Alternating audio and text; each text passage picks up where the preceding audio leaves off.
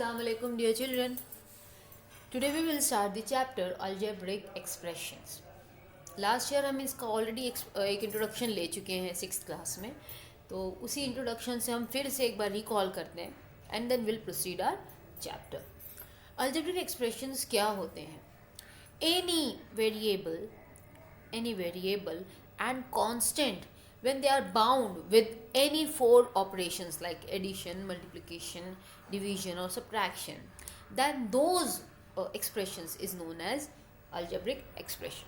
अब एग्जाम्पल देख लेते हैं इसकी क्विकली. मैंने लिखा है यहाँ पे 4. ओके, यहाँ पे मैंने सिर्फ 4 लिखा है. 4 एक क्या है? फिक्स्ड वैल्यू है. It's a fixed value. Fixed value क्यों है? Because when I'm asking you to please give me the 4 pencil, you will give only 4 pencils to me, not one less, not one more. Okay, if I'm asking you to give me 4 sharpener, then you will give me only 4 sharpener, not a less, not the more. तो ये क्या है? ये एक fixed value है. When I'm putting a variable over here, x, so now this becomes an algebraic expressions. हालांकि अगर आप देखेंगे ना, ये जो है ना सिर्फ 4, अभी भी ये algebraic expressions है. ये क्यों है? This thing I will discuss with you afterwards. अभी मैं आपको इसमें नहीं डालना चाह रही हूँ.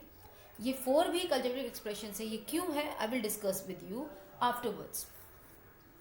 तो हम क्या कह रहे हैं कि algebraic expressions ऐसे expressions जो चार ऑपरेशंस कौन से हैं? Addition, subtraction, multiplication and division.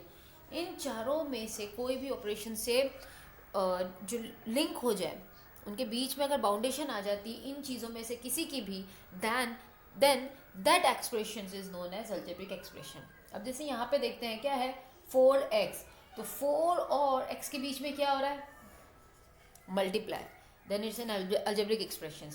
अगर मैं यहाँ लिख दूँ x अपॉन 4, नाउ 4 क्या हो रहा है यहाँ पे? Divided. Then it's an algebraic expressions. If I am writing 4 plus x, then we are using this 4 plus x, again it's an algebraic expression. And if I'm writing 4 minus x, then also it's an algebraic expressions, because they have been used addition, subtraction, multiplication और division amongst the terms. Okay, अब हम बात कर लेते हैं पहले algebraic expressions में जो keywords हैं, जो keywords होते हैं algebraic expressions के, हम उसके बारे में बात कर लेते हैं. So let me just give one example to you over here. 7a square minus 2a plus 4. Let's see. कोई भी algebraic expressions हो, उसमें 3 keywords हैं जिसके बारे में हमें ध्यान रखना बहुत ज़रूरी है. ठीक है, उसमें से सबसे पहला तो है आपका वेरिएबल. फिर उसके बाद में आता है coefficient and the third one is the constant. Variable को आइडेंटिफाई करना हमारे लिए बहुत इजी है. कोई भी letter from between a to z is being used, then those letters will be referred as variable. अब अगर हम यहाँ पे देखते हैं 7 नंबर है, a it's a letter, 2a again it's a letter, so variable for this expression is a. यहाँ पे मैं b, अगर यहाँ पे a की बजाय b कर दूँ तो यहाँ पे एक वेरिएबल और बढ़ जाएगा. Okay, let me just now put a only because I want to talk about the coefficient now. Coefficient याद रखना आपको बेटा कि कोएफिशिएंट जो है ना वो हमेशा वेरिएबल के साथ में होगा, या तो मल्टीप्लिकेशन फॉर्म में या तो डिवीजन के फॉर्म में, या तो मल्टीप्लिकेशन के फॉर्म में या तो डिवीजन के फॉर्म में, और वो हमेशा वेरिएबल से ही जुड़ा हुआ होगा. अब चलो देखते हैं यहाँ पे क्या हो रहा है. यहाँ पे 7 जो है वो a से मल्टीप्लाई हो रहा है, यहाँ पे जो -2 है वो a से मल्टीप्लाई हो रहा है. तो जो मल्टीप्लाई हो रहे हैं वेरिएबल के साथ में या डिवाइड हो रहे हैं. फॉर एग्जांपल अगर मैं इसे a/2 लिख दूं तो ये क्या हो रहा है? 2 डिवाइड हो रहा है ना, तो 1/2 उसका कोएफिशिएंट हो जाएगा.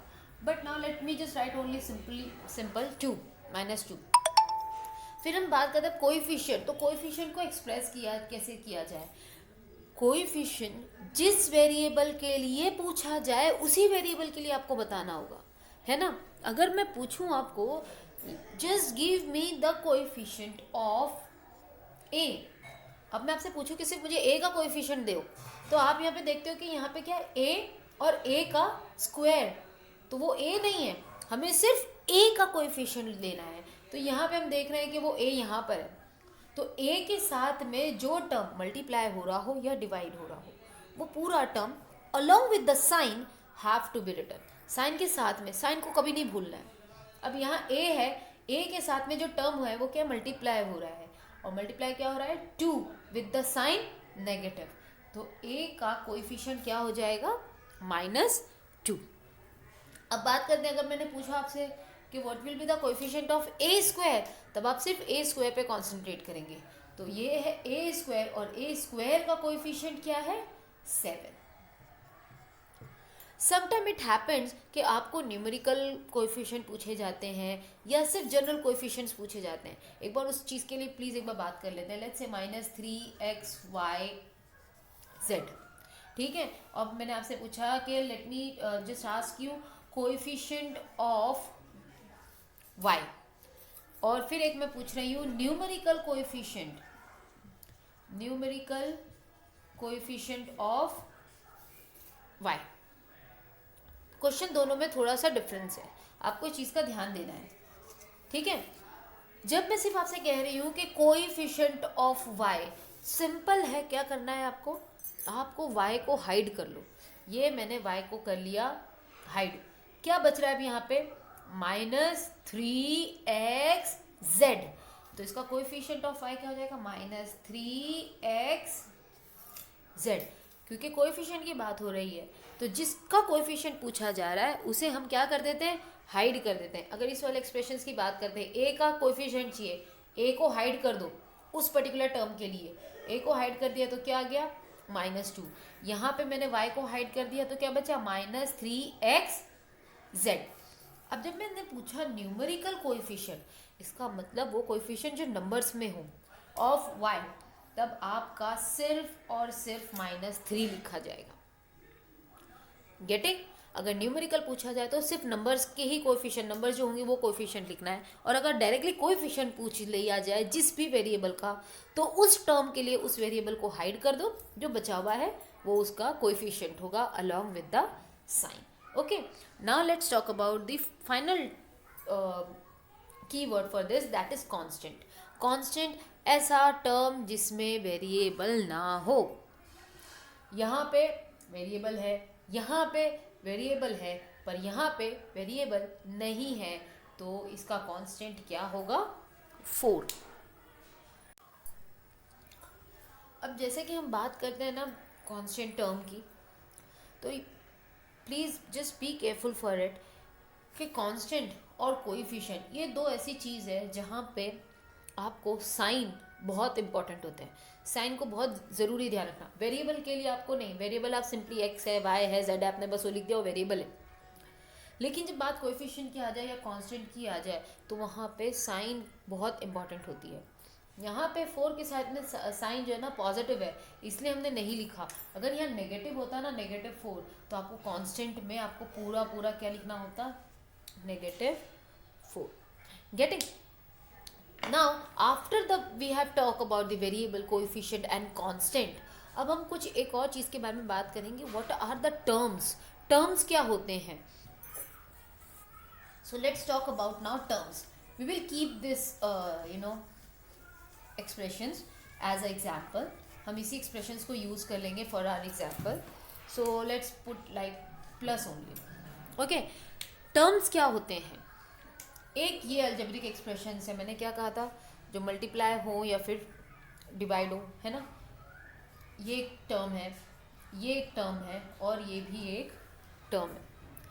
Any term, any algebraic expressions which are being separated by negative और पॉजिटिव, और we can say the subtraction और the addition sign, that will be known as algebraic that will be known as term. हम क्या कहेंगे, term 1 क्या है 7a², दूसरा term क्या है 2a, तीसरा टर्म क्या है 4, हम सिर्फ टर्म की बात कर रहे हैं। अभी हम यहाँ पे माइनस और नेगेटिव साइन या पॉजिटिव साइन हम मेंशन नहीं कर रहे हैं, हम सिर्फ टर्म्स की बात कर रहे हैं। तो चीज़ ये आ जाती है कि जो टर्म है या क्या होंगे, कोई भी अल्जेब्रिक एक्सप्रेशन, कोई भी अल्जेब्रिक एक्सप्रेशंस जब वो नेगेटिव और पॉजिटिव साइन से सेपरेट हो, चाहे नेगेटिव साइन से ही सेपरेट हो जाए या पॉजिटिव साइन से ही सेपरेट हो जाए, तो जो सेपरेशंस हैं उन वर्ड्स को और उन एक्सप्रेशंस को हम क्या कहेंगे, टर्म्स कहेंगे। अगर मैं एक एग्जांपल आपको और दूं यहाँ पे, let's take -5x plus 3y -2xy। ठीक है, अगर मैंने यहाँ पे लिख दिया, चलो यहाँ पे भी मैंने प्लस ही कर दिया है, तो देखो प्लस माइनस को आपको ध्यान में रखना है। यहाँ पे माइनस है तो चलो रहने ही दो। इन दो टर्म्स के बीच में एक प्लस का साइन आ रहा है, यानी कि एक ये टर्म हुआ आपका और एक ये टर्म हुआ।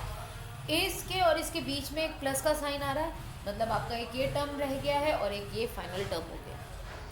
Depending on to the term, the algebraic expressions are being divided into 3 part, है ना। 3 तरीके से हम उसे कहते हैं।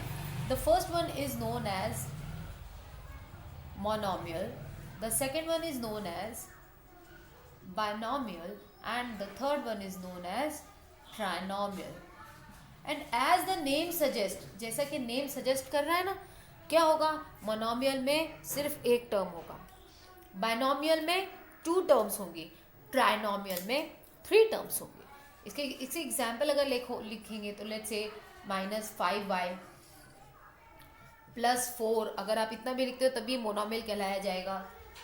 माइनस और लेट्स से 2xy, ये भी मोनोमियल है। क्यों? क्योंकि इनके बीच में सिर्फ मल्टीप्लिकेशन का साइन है और मे बी डिवीजन का साइन होगा, लेकिन टर्म्स किससे, सिर्फ और सिर्फ माइनस और प्लस साइन, इन दोनों से ही सेपरेट होते हैं। ठीक है, अब बाइनोमियल की बात करते हैं। तो बाइनोमियल किसी भी 2 टर्म को ले लो, -5y प्लस 4, देखो ये दोनों टर्म किससे सेपरेट हो रहे हैं, प्लस से, तो ये क्या हो गया, एक बाइनोमियल हो गए। अगर मैंने यहाँ पे ले लिया लेट्स से 2xy -5y, दोनों माइनस साइन से सेपरेट हो रहे हैं, तो यानी कि ये बाइनोमियल है, 2 टर्म है, एक टर्म इधर एक टर्म इधर। वहीं पे जब ट्राइनोमियल की बात करेंगे, that means 3 terms will be included. So let's say -5y plus 4 plus 2xy 1 2 3। So these are trinomials expressions, algebraic expressions. Now these questions are being asked. I have asked in the last year also regarding the terms binomial, monomial, and trinomial. Let's continue the introduction with the